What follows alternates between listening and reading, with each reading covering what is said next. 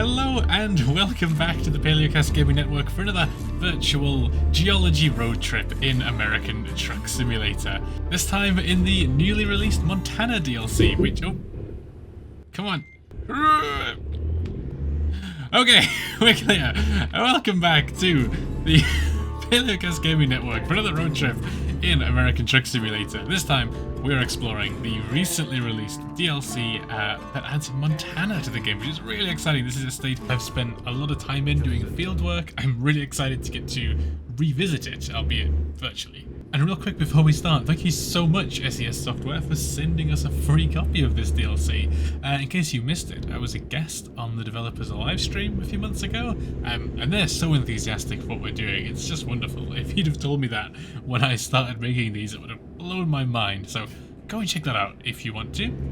Anyway, where are we going? Nope, we're already going the wrong way. Let's head up into, we want to be heading towards Bozeman, I think. And today, as always, we're essentially hijacking this delivery to go and look at some rocks. So to catch everyone up, rocks are constantly being formed on this planet. In the ocean, in riverbeds, in volcanoes. Life is just fleeting, squishy specks on a planet-sized rock-making factory that's been running for 4.5 billion years. And as rocks form, they record a little bit of what the environment was like at the time they were made, and geologists and paleontologists can use the rock record to reconstruct the history of our planet. Now, it's not going to be a normal road trip where we kind of, go from A to B. There's going to be a lot of bouncing around, I'm afraid, because, well, like anywhere else in the world, Montana has been shaped by changes in the environment, like climate change and sea level change and rivers and mountain building events and a meteorite impact at one point. This rock record is very incomplete, so we can just do our best by driving around and finding the right little spots. So, if we want to start at the beginning, what's the beginning of this story?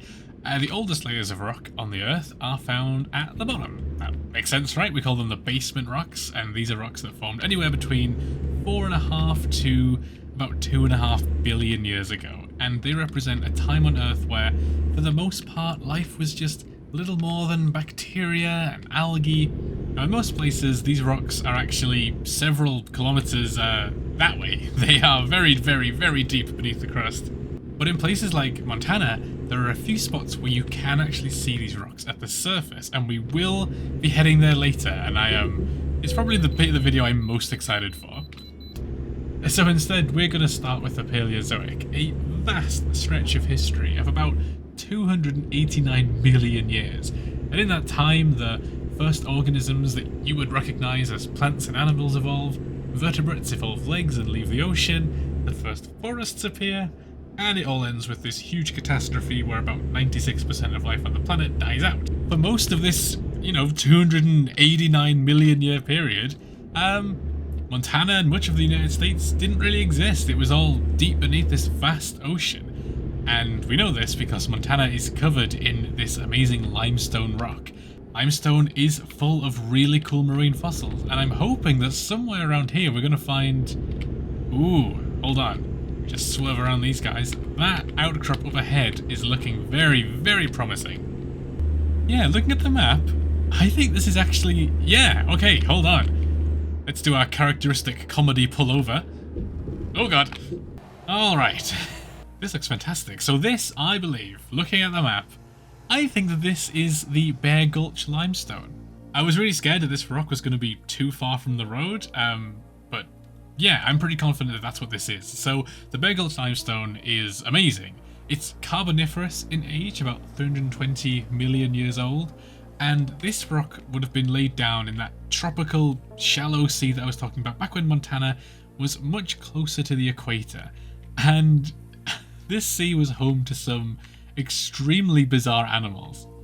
And what's more, the Bear Gulch is what we call a Lagerstadt. It's a German term that just means that you can find loads of fossils that are exceptionally preserved. Because often when an animal becomes a fossil, you just get their bones, their teeth, or their shells. But here the conditions were just right to preserve the soft tissue as well. Animals found here include things like Stephacanthus, a really strange fish with a bizarre anvil-shaped dorsal fin. It's what we call a cartilaginous fish, so like modern day sharks and rays and ratfish. and its skeleton is made of cartilage, which is the sort of squidgy stuff in your earlobe, which, as you can imagine, doesn't normally form nice fossils, but here it does. There's also the amazingly named Harpagophytator. It's again related to sharks, but it has an eel-like body, and I think it's just the males have these big antler-like protrusions, and they're so well preserved we even know what colour they were. And you also get some early ray-finned fish too, things like Discocera and Platystomus, and they have these big round bodies similar to modern day fishes that live in coral reefs. And it just paints this picture of this wonderful tropical ocean that you may have just driven past, both in-game and in real life. So yeah, Montana was tucked away, I guess, under this vast magical ocean full of weird and wonderful things. And then towards the end of the Paleozoic and at the start of this time we call the Mesozoic, which you've probably heard of, all of the Earth's landmasses slowly came together to form a single supercontinent that we call Pangaea. Now Pangaea was quite short-lived. It only was around for a couple tens of millions of years, which to a geologist is like nothing, because eventually it began to split apart. This caused massive changes in the sea level, and as the sea level dropped, Montana was revealed just in time for the Mesozoic. And this era you've probably heard of, it's commonly referred to as the Age of Dinosaurs. It starts with the Triassic, when dinosaurs first appear, continues on into the Jurassic, which we talked about extensively last time when we were in Wyoming. You know, this is where your favourite creatures like Allosaurus and Diplodocus and Stegosaurus lived out here. And that's actually why I was here in Wyoming and Montana working on the Morrison Formation, uncovering dinosaur bones, which again I talked about loads last time. So we're actually going to skip the Jurassic and we're going to move on to the Cretaceous, because that's where Montana just shines. And this place is just awesome. This town has the Museum of the Rockies, where many of the fossils we're about to be talking about are on display. If you ever come down here, I highly recommend it.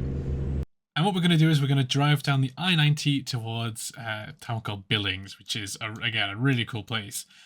So we're heading down the I-90, and much like in real life, we are just surrounded by these amazing pine trees. And this is, you know, very accurate. Pine trees love to grow on sandstone because it's very porous, which means it likes to hold in water, kind of like a big rocky sponge. And this sandstone is Cretaceous in age, and there's several formations going along this road. On our left, you can just see some little outcrops of the Kootenai Formation. And you can see from here, without even getting out the truck, it's actually quite grey, and that's because it's made up partly of volcanic ash. We're glimpsing on this humble little roadside an environment where dinosaurs would have thrived, but also been bombarded with volcanic eruptions, quite frequently as well by the looks of it. As we move further along, we pass the Minor Creek and Cokedale formations, again, more volcanics, more dinosaur fossils. Until eventually, believe it or not, we actually reach the very infamous Hill Creek Formation.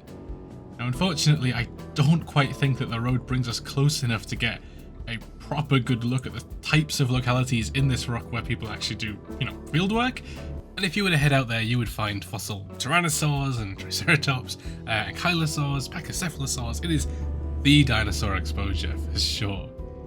And what the sandstone represents is the fluctuating shoreline of the western interior Seaway, this big shallow inland sea that pretty much partially submerged most of Montana for the late Cretaceous.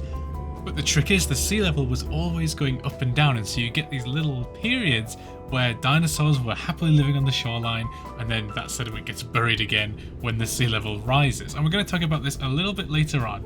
For now, we're just heading into Billings, and this is probably where you'll find the best evidence that this used to be an inland sea. Alright, so we're just heading now into downtown Billings. I love this city. I spent a lot of time here, admittedly not by choice. I actually lost my passport and got stuck here for a few days. Again, I'm always just impressed by not only how well do they recreate the geology of these games, but just these little cities. I mean, I've literally been down this street. I recognize, like that telephone wire there, I recognize that alley. That's so weird. Yeah, I've been here. So that building here, if you've ever been Billings, this building is like a root beer brewery. Sorry. And it's delicious. It's so nice. So you can just see down there, looking at the map, I just realized the road actually doesn't go that way. That's definitely a one-way street. Okay, well, you know, we'll be fine. Anyway, the entirety of Billings is surrounded by this huge wall of rock. They actually call it the Eagle Sandstone. You see another glimpse of it over in the distance? Oh yeah, there you go. And it's awesome. In fact, what's really funny is... Oh, there's a good view. So, Billings Airport is actually on top of it. So landing into Billings, or taking off from Billings, is so weird because the airport runway is so much higher than the rest of the city. So you're like coming in, you see the buildings down below. Oh yeah, we're going to land in like 20 seconds. And then suddenly, dunk, you're just there already. Anyway, that's irrelevant. The point is, this rock is pretty cool. And it actually represents a barrier island. If you want to see a modern version of a barrier island, we might just have to wait until the Texas DLC comes out in the near future, because all the way along the Gulf Coast you can see these barrier islands. So moving on, another little thing that Montana is famous for geologically is the Rocky Mountains. Now, we don't really know how the Rocky Mountains form. Well, okay, we know how they formed. You know, it's the exact timing and the mechanism behind this mountain formation that has been fought over for decades, but they're still very important to our story, so we're going to quickly go and pay them a visit as we head up into the northwest of the state.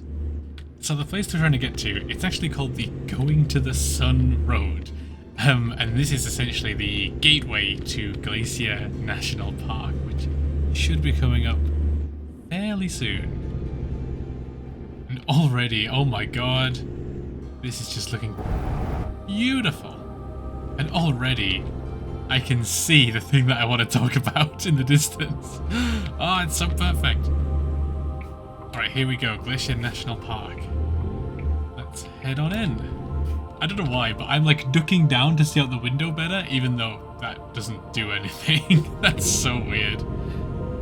Yeah, there it is. Yeah, I'm just gonna cheat for today. Our garbage truck deserves to see the national park, I think. Sorry, I nearly got that really scary. I thought there was a person in there for a second. Anyway, this is the Going to the Sun Road, and in a second we're gonna see essentially a cross-section of this national park. Just starting to see some glimpses through the trees. Alright, so... oh my god, that's so perfect. Whoa there. Let's put our geologist hats on. You can see that mountain. What do you think of it? You know, what are you seeing out here? You know, I can see they're very pointy, they're very steep. That tells us something. It tells us they formed relatively recently. You can see all over that hillside debris, we call it scree slopes, all trailing down. It's telling us they're being actively eroded. But once you get your eye in, you'll notice something really interesting about this mountain. So I think we sort of touched on this earlier. Sediment is laid down in layers, with the first and oldest layers at the bottom, and then the later and younger layers at the top.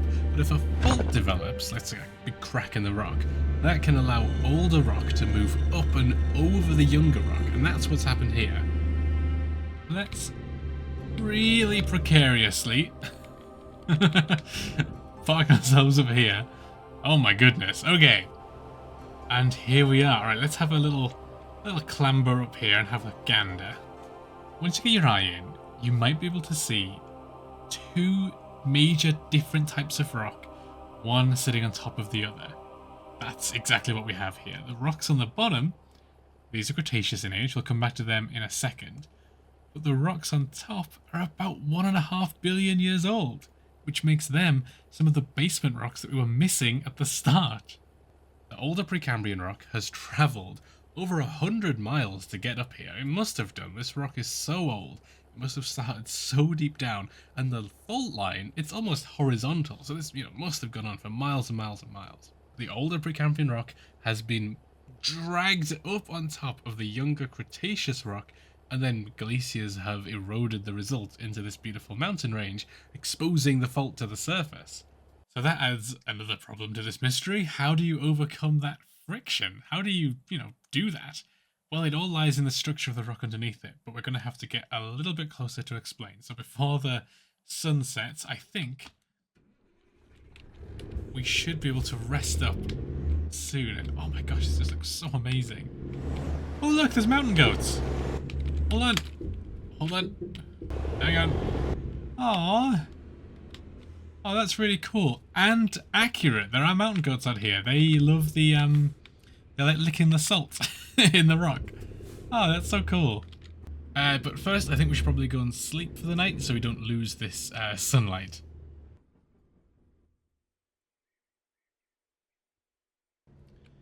Alright, good morning. Let's continue on our little adventure. We're going to try and get a little bit closer to that Cretaceous rock. Oh my gosh, this is just looking delightful. I'm trying to work out if this rock that we're driving past now is that Cretaceous rock or not. I suppose. Oh.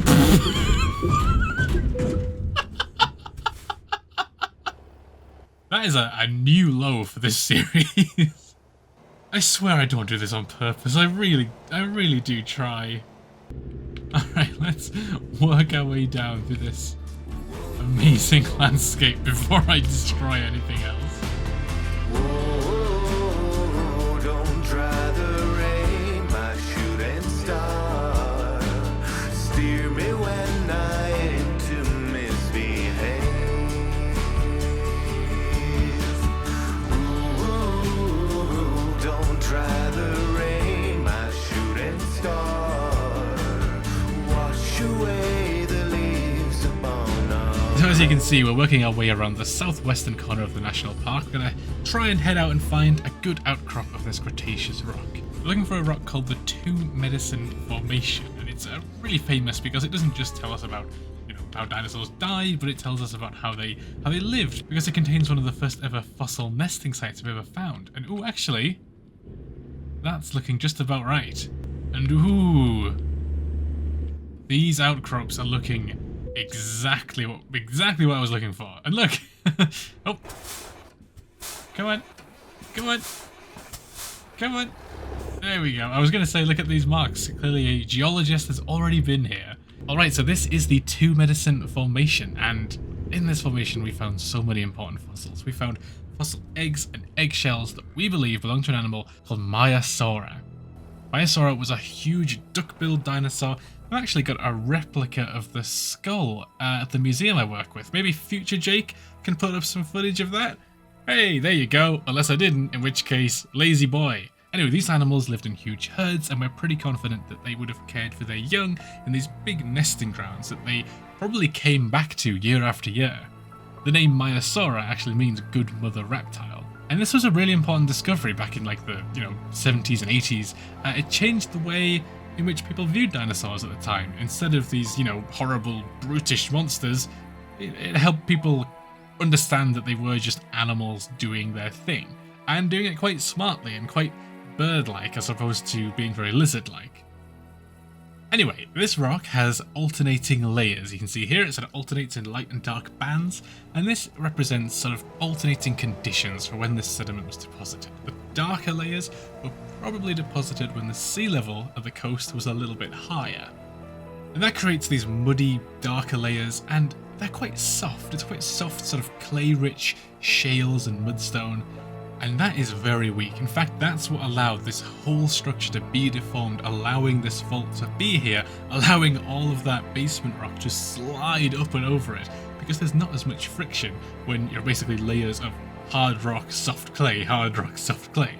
Imagine like a big sponge cake with lots of layers. Each, soft layer of icing is almost like a new plane of weakness that you could mush the cake along with.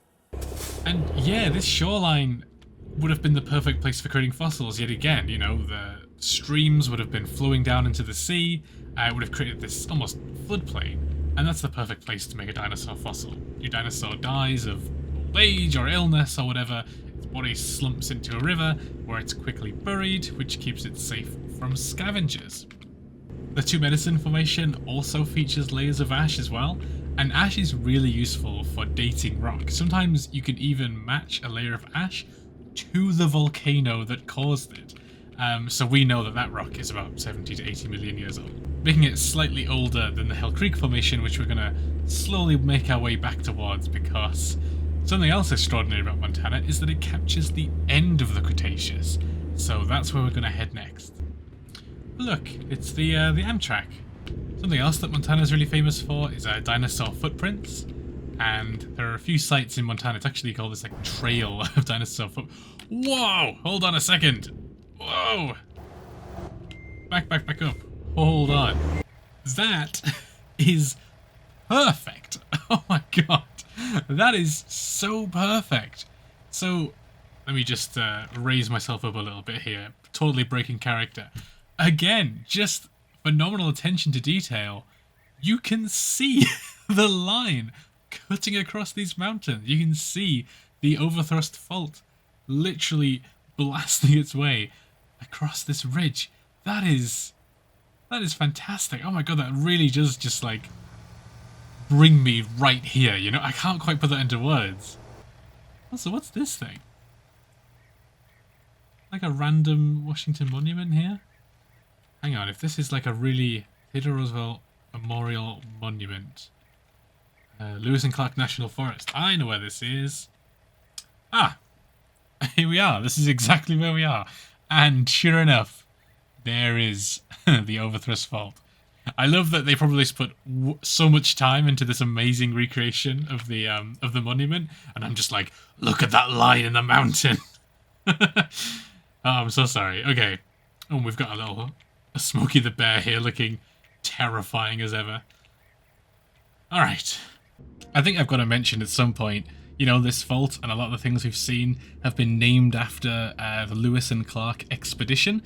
This was a big expedition during Thomas Jefferson's presidency, I think, to explore the Pacific Northwest. I'm saying explore in inverted commas there, because as is tradition on this series, let's deconstruct what this means.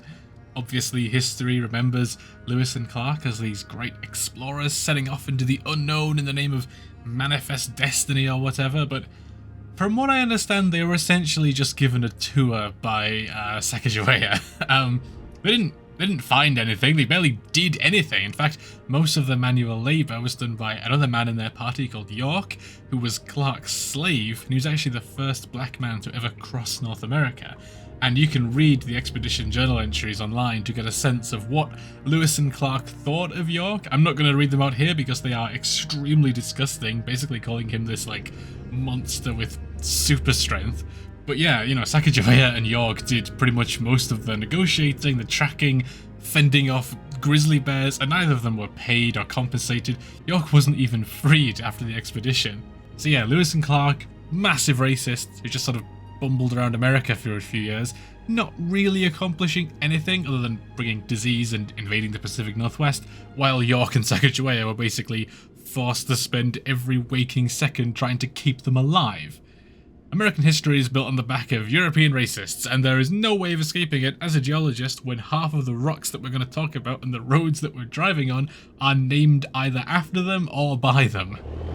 Alright, so we are now in Glasgow, but not that one. We're way over towards the eastern corner of Montana. Oh, let me just see if I can knock over that bin real quick. Yay! Anyway.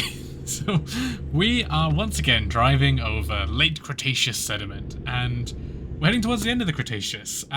Pretty soon we're going to be heading into a rock called the Fort Union Formation. And, you know, as far as we're concerned, the Fort Union sandstone and the Hell Creek sandstone, they basically look identical. There's, like, barely any difference between them. Apart from the fact that the Hell Creek Formation has dinosaurs, and the Fort Union Formation doesn't. And the other major difference, the Fort Union has loads of little rocks that look like they've come from outer space. That should give you a potential hint about what we're going to talk about in a second. Because here in Montana, you can literally put your finger on the line in the sand where the end Cretaceous mass extinction event took place, when this huge meteorite the size of Mount Everest collided with the Earth.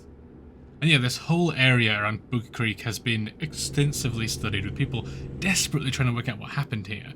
You know, we studied everything from fossil dinosaurs and fossil mammals to fossils of pollen here. And actually, do you know what, right? That, just about near that pylon over there, you can start to see these big exposures. I think that's sort of the area that we're heading towards. Sorry, I've ADHD, I've just been completely distracted by that plane. Now, I don't think we'll be able to access it exactly. I just know that this is where you go. You also find traces of iridium, which is a really, common mineral in rocks of this age and in asteroids, but it's very rare pretty much anywhere else on Earth. Now, the asteroid didn't land here. It landed down in Mexico. It just so happens that the rocks at the surface here and over to our east in North Dakota line up perfectly with this day. You can sort of see more exposure over there in the distance as well. So you join us once again heading south down the I-15, heading from Great Falls down through to Helena, and eventually we're going to try and make our way back to Bozeman again. After the dinosaurs went extinct, the planet was still quite warm, and Montana was now out of the ocean for good.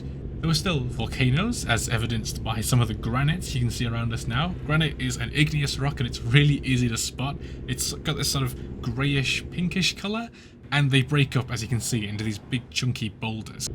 Granite represents huge blobs of molten rock that have risen up through the crust into the shallow crust where it's cooled, set, and then been revealed by erosion. There's one particular blob of granite a little further along near Bozeman that I want to show you now.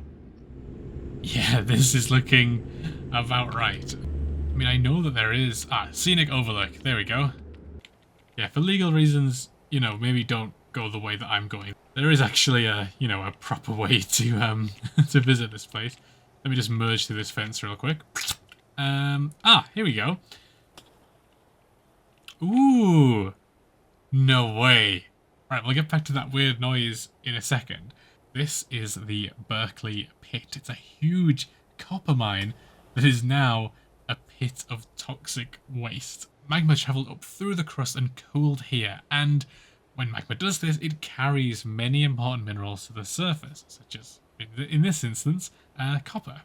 But like a lot of these big projects, the negative consequences are just immense. As you can see, it has literally expanded into people's neighbourhoods, and this toxic waste is so acidic, because deadly minerals are sort of leached out of the rock into the water, that if a bird lands on this water and stays there for too long, it just dies. And that's why, and again, this is such a nerdy little detail, they basically have a little cannon set up that just fires at the water, and that's just to scare birds off from landing on it. And then, yeah, those pumps that you can see down there, those like pipes, they're basically trying to keep the water at a certain level, because if it overflows, it's going to spill into the town and onto the roads, which is terrifying. Let's head back to the truck before anyone sees us. Oh no, we have been seen by someone. What the hell is that? Bozeman statue. Jesus? The mother of Jesus. No wonder I was mistaken. That is absolutely wild. I wonder... It's the third largest statue in the US. It's made of steel. I thought it was like marble or something, and I was really wondering, like, where did they get the rock for it? What? I would never have noticed that. That's so weird. So yeah, we're going to start wrapping this up because I can already tell this is going to be way too long. So we've reached the Cenozoic now. This is the time in which Montana is firmly out of the sea and is becoming home to all sorts of early mammals. During this time, you have this big mountain building events that we just talked about in the western side of Montana, and then over on the eastern side of Montana, you have the formation of this great high plains, just this endless flat plains of rocky dirt. This was home to sort of camels and horses and elephants, until eventually the climate cooled and we hit the Ice Age, and this is pretty much the most recent natural event that has really shaped Montana. A lot of the valleys and mountains that we saw in Glacier National Park were obviously carved by glaciers. This is a hanging valley, so you've had one glacier come down this way, and then another one come up here, and it's created a waterfall. And yeah, Glacier National Park is kind of one of the most perfect examples of this amazing glacial erosion. And once again, as ever, this game has captured these landforms so beautifully. And obviously it would be silly of me not to point out that the majority of the ice has retreated from Glacier National Park, mainly thanks to recent climate change. It's pretty cool, but also pretty terrifying. Anyway, I'm going to wrap this video up now because I can tell I've been going on for way too long, and I don't know if you've noticed my voice changed during this because I started recording this basically the day the DLC came out, and then I got super ill and had to put it on hold for ages. But I really hope that you found this interesting, and honestly, I've learned so much about the geology of Montana making this video. We could do so many more videos on this state alone. Saying that, I am really looking forward to Texas, and we will definitely be covering that when it comes out. So again, thanks to SCS Software for sending us the DLC, and thank you to everyone for watching and subscribing and all the wonderful things. Okay, I will see you all next time. Bye bye.